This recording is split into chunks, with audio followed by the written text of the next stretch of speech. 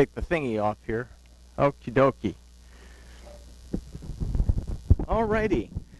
So reflecting on Yom Kippur, 5778.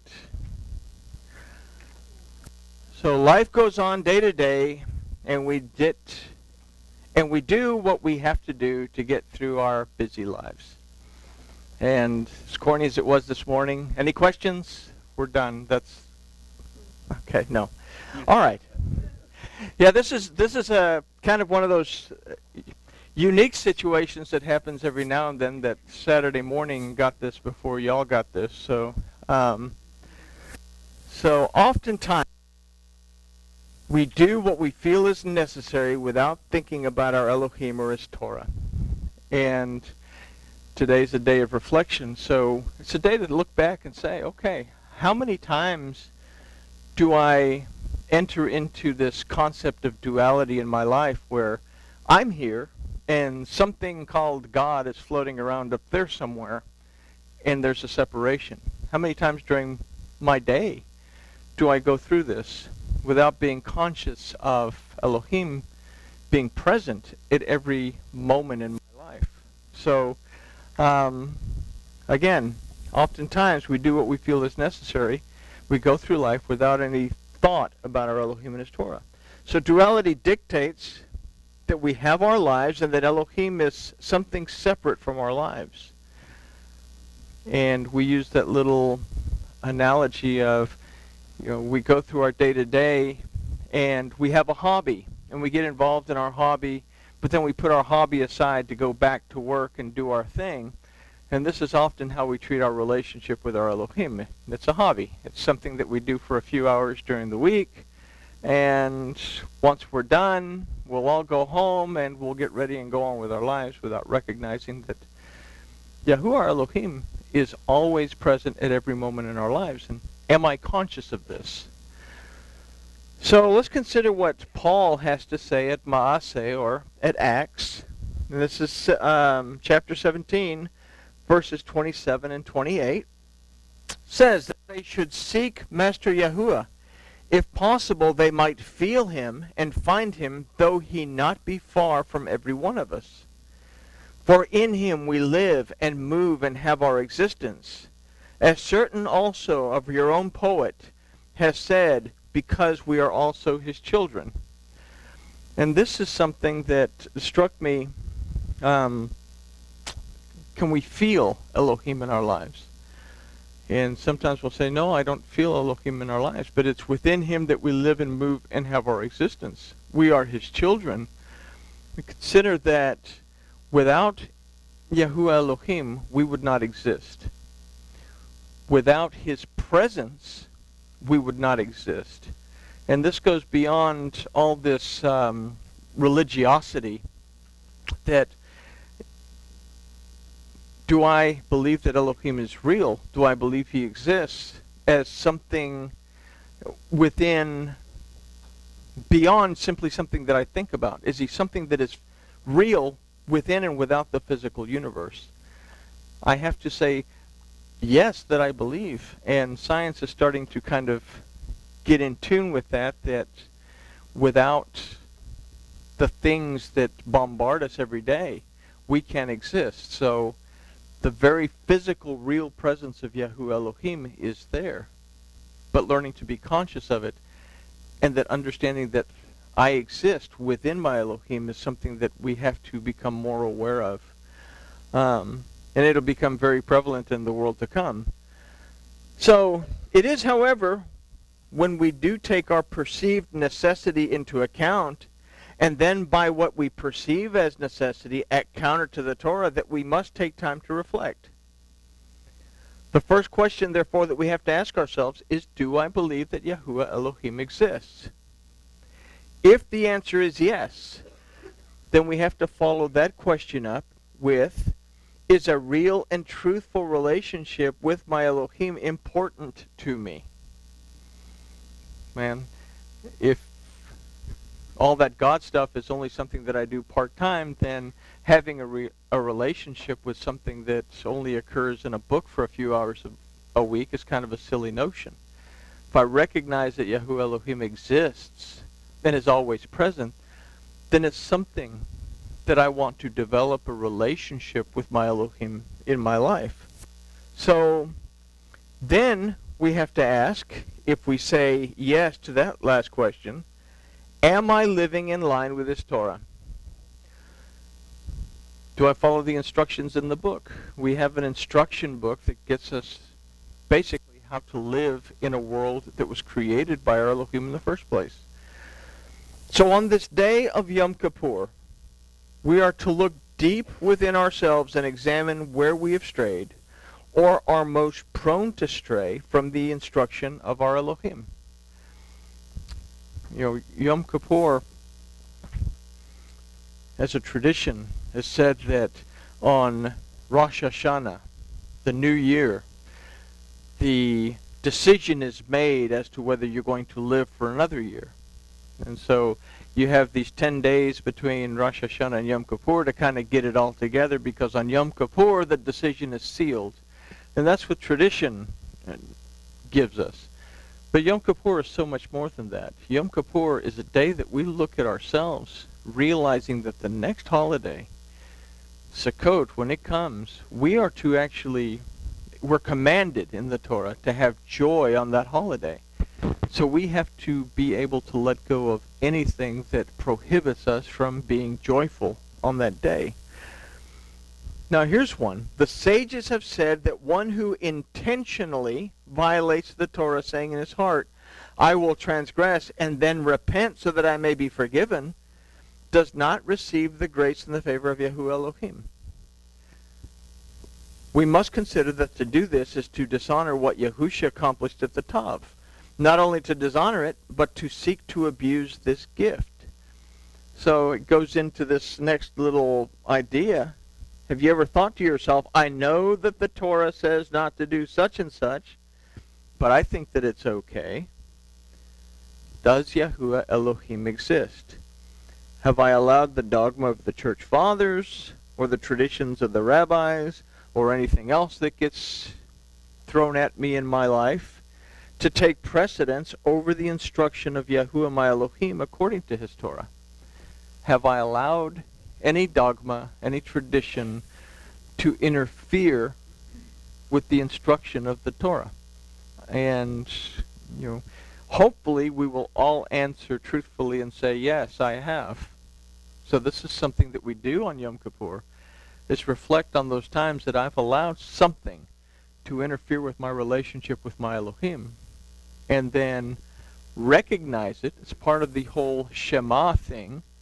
When I recite the Shema in the morning and in the evening, not only am I saying I perceive, discern, and understand that Elohim is greater than I am, but I'm also perceiving, discerning, and understanding when I have wrestled against my Elohim.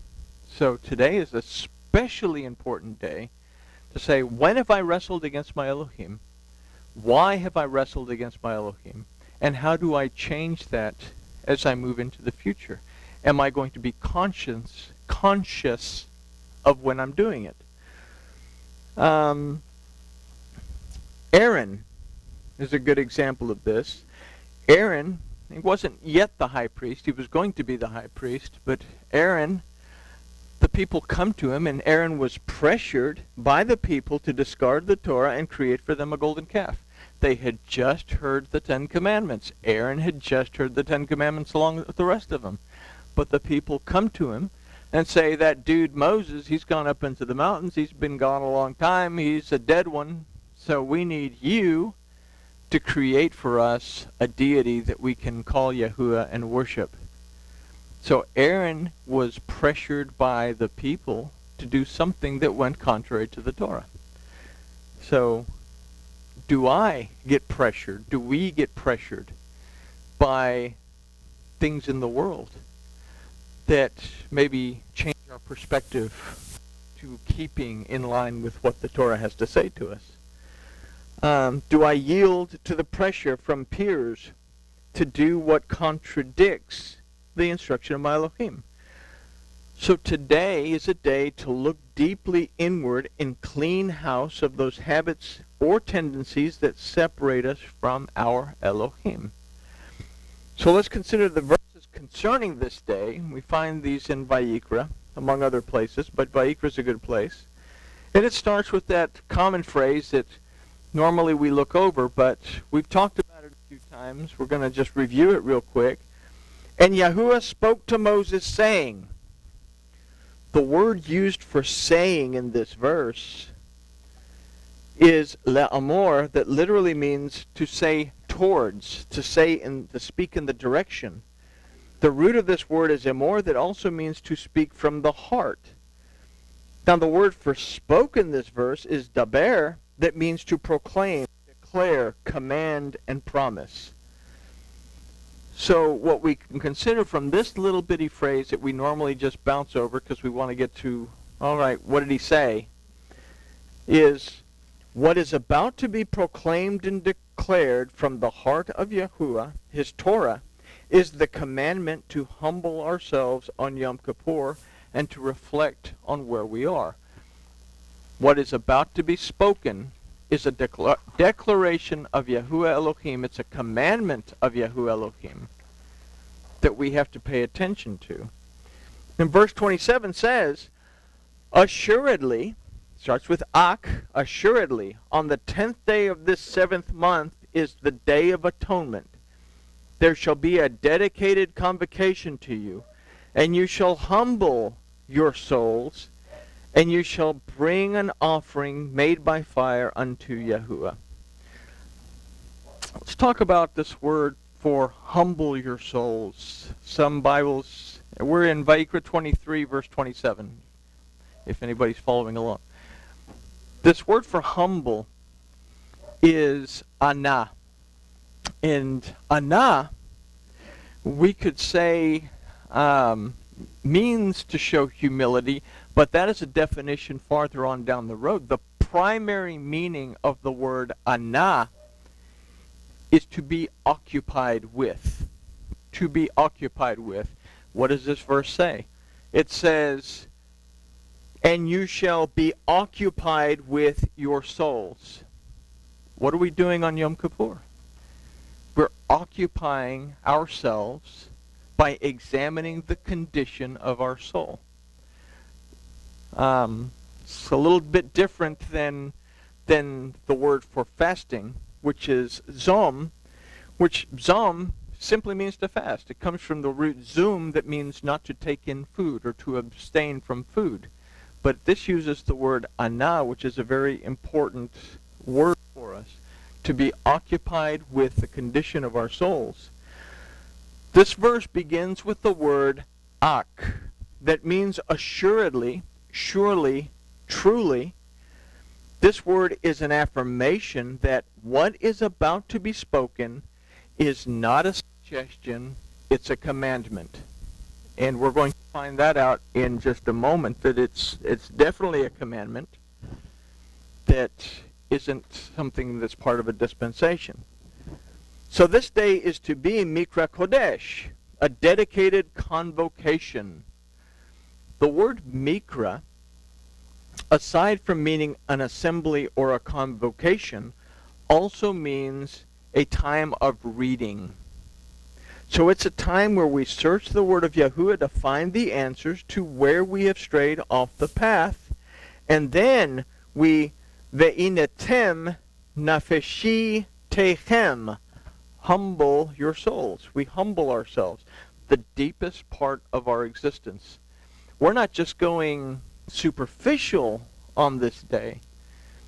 We're taking an entire day, if we can do it an entire day, to really, really look deeply inside of where we're at.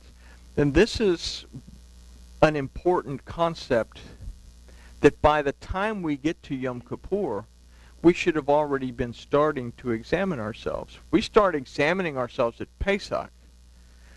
And then we have this counting of the Omer, where we're asking ourselves questions every day as to where we are, to where we end up at Shavuot when the commandments are given. So, am I listening to the voice of Elohim in the shofar?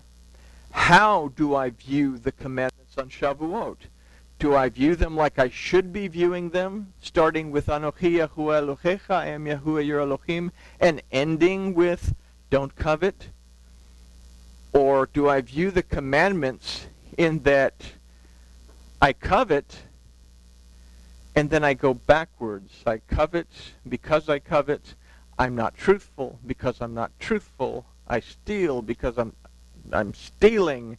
I'm getting involved with the wrong people because I'm getting involved with the wrong people. I am talking badly about others. I murder. Because of this, I cease to honor my life. I don't get any rest. And before I know it, my Elohim is the furthest thing from my mind. So this is Shavuot. This is where we are. How am I looking at these commandments? Then we have a period of time between Shavuot and Yom Teruah, where we are commanded to observe Yom Teruah. We like to celebrate Rosh Hashanah because it's fun. The Torah commands us to observe Yom Teruah. We have to shamar Yom Teruah, preserve it and observe it. So that in that I have to make a choice. Am I listening to the voice of Yahuwah in the shofar? Do I remember the 10 Commandments? Do I recall what my Elohim's instructions to me are? Or do I depend on someone else to tell me what's going on? Then we have 10 days between Yom Teruah and Yom Kippur. That in those 10 days, I'm getting, or I should be getting ready for Yom Kippur. So I can't just say, oh, I have one whole day to examine myself. We have 7 months, half the year, to look at ourselves and say, where am I? Where's my relationship? Where am I going? Because I need to prepare myself for the biggest event of the year, which is going to be Sukkot. We're commanded to have joy on Sukkot. We roll the Torah back at the end of Sukkot to represent our going back to the condition that we were in prior to transgression. So it's a very important day, Yom Kippur. So we have to humble our souls. We have to be occupied with the condition of our souls, the deepest part of our existence. It's not about self-affliction, not eating, bathing, or any other such nonsense. We have a Shulchan Aruch, we have a Talmud that's full of takanot that tells us you have to fast, you can't take a bath, you can't take a shower, you have to wear dirty clothes, you can't wear leather shoes, you can't shave, don't put on deodorant. You afflict yourselves and everyone around you because no one wants to come around you at that point, right? So it's not about afflicting yourself. It's not this is about This is about looking at the condition of your soul, being aware of where you're at, being occupied with the condition of my soul. Where have I been? Where have I strayed? What do I need to change in order to make it right? And that's a beautiful thing about this period of time. So, not about self-affliction. Okay, it's about self-reflection. True self-reflection made in humility before Elohim. It's an opportunity to do what the Adam failed to do before being removed from the garden. Admit where we have strayed and make teshuvah. So, right now we're all thinking, I haven't strayed because I am all that and 2 bags of potato chips. This is why we have to humble ourselves. We have to let off that outer shield that says that I am so great. We have to let go of pride, arrogance, anything else, and really look and say, okay, have I strayed? Because if you're thinking I haven't strayed, you might want to reconsider, as we've all strayed off the path that our Elohim has laid out for us in his Torah. We are all seeking truth within ourselves on Yom Kippur. If we consider the 10th day as a representation of the letter Yod, then we can consider that on this day we must seek the truth as to where we are and then seek the power and the ability of Yahuwah Elohim to guide us to make the necessary course adjustments. We remember that Yod, as a letter, is complete within itself. When the pen touches the paper, the Yod is formed. When it leaves the paper, the Yod is complete. It's the first and the last mark that comprises everything in the middle. And it spells the word emet when we think about that. The first letter, the middle letter, and the last letter of the Torah together spell emet. That means truth. It's the power and the ability of Yahuwah Elohim to make changes. So today, am I truthfully looking at myself, and am I dependent on Yahuwah my Elohim to help me through his power and ability to make these changes? Am I humbling myself and yielding my power, my ability, my pride to my Elohim and saying, without you I can't do this, because within you I live and move and have my existence? And if we consider that, we consider the 7th month to represent the Zion. Then we have to understand that by and through his word Yahusha, we find our protection, nourish, and rest along the way. We have the Zion, the 7th letter of the alphabet. We consider the 7th day, which is a day to stop. It's a day to rest. The Zion is a weapon that comes from a root zan that means to nourish. We call this letter the crowned Vav. It represents the word of Elohim and the nourishment, protection, and rest that we find within that word. So am I not only dependent on Yahuwah, but am I dependent on Yahuwah through his word? I can't just say, I depend on my Elohim for everything, and then leave this word out of the picture, because if I say that and I don't follow the instructions, then I'm not very dependent on my Elohim. Okay, so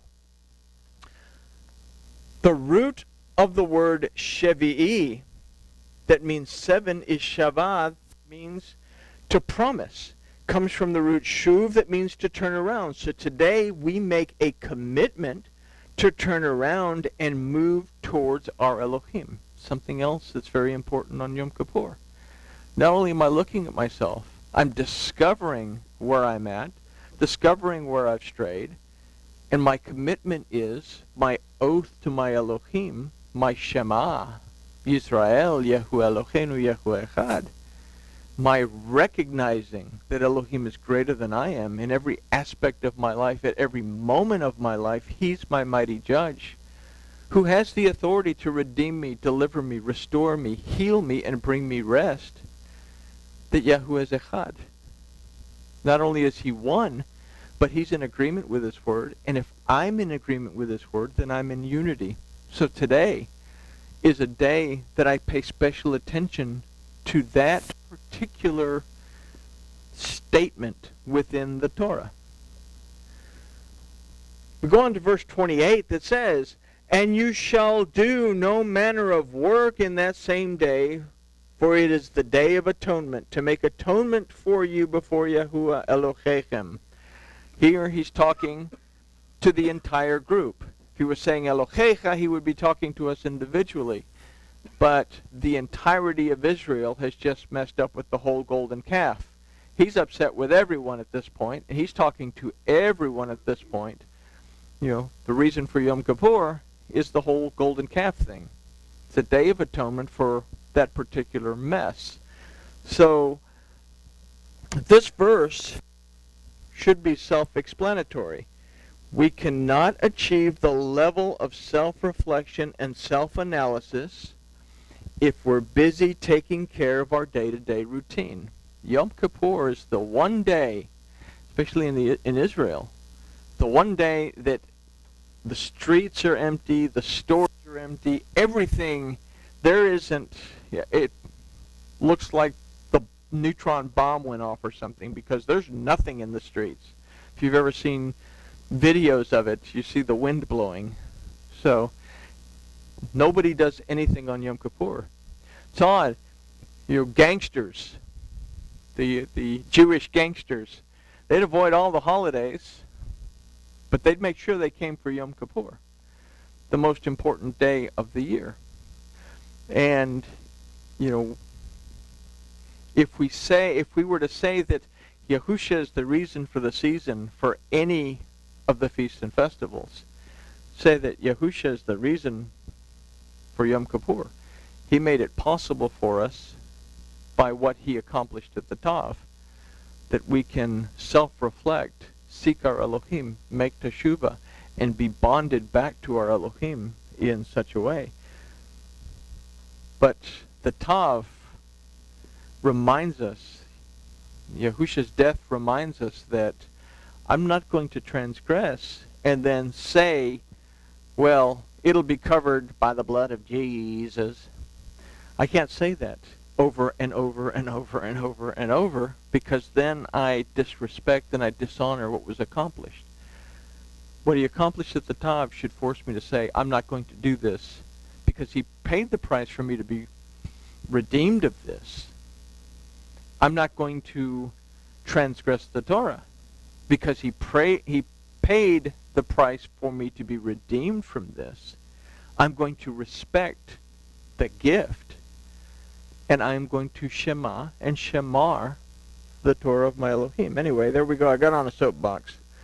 So, we shouldn't get busy doing other stuff. It's a day of self-reflection, a day of self-analysis, but we can't be busy taking care of. We can't humble ourselves if we're busy doing something else. This must be a day of focus and not a day of distraction.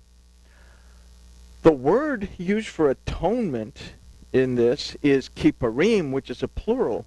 Literally, it says a day for making atonements. Comes from the root kafar, that means to purge and to make things right. So we consider that this word also means to cover something with pitch. The word kafar also means to cover something with pitch. We consider the ark was covered with pitch to protect it from the destructive waters of the flood. Today, we are also covering ourselves with this pitch in order to protect ourselves from the enticements of the Satan.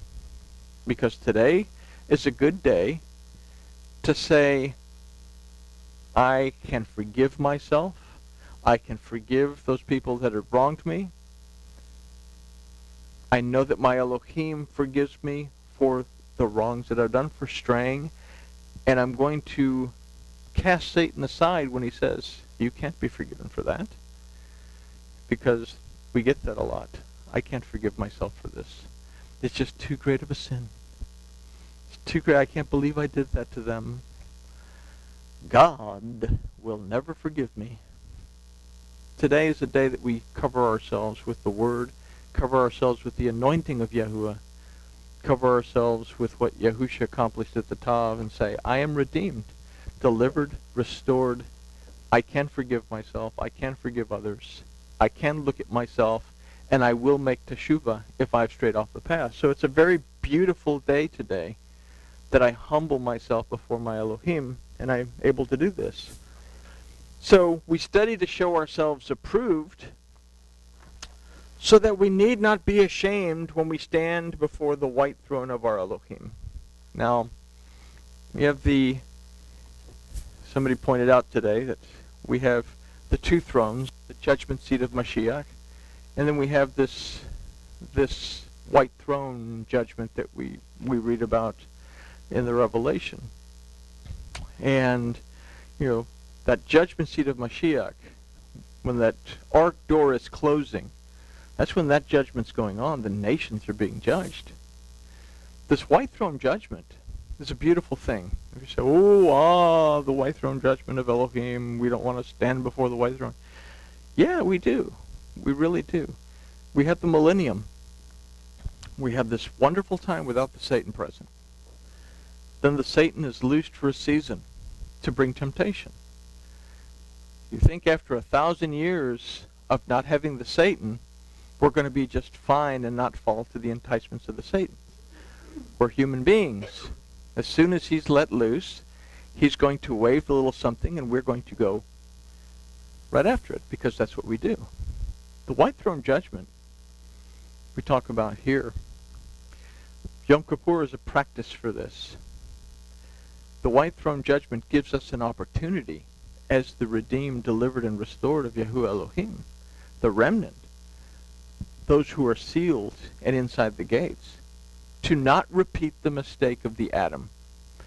What is the mistake of the Adam? They transgressed. It didn't become a sin until they failed to recognize it and say,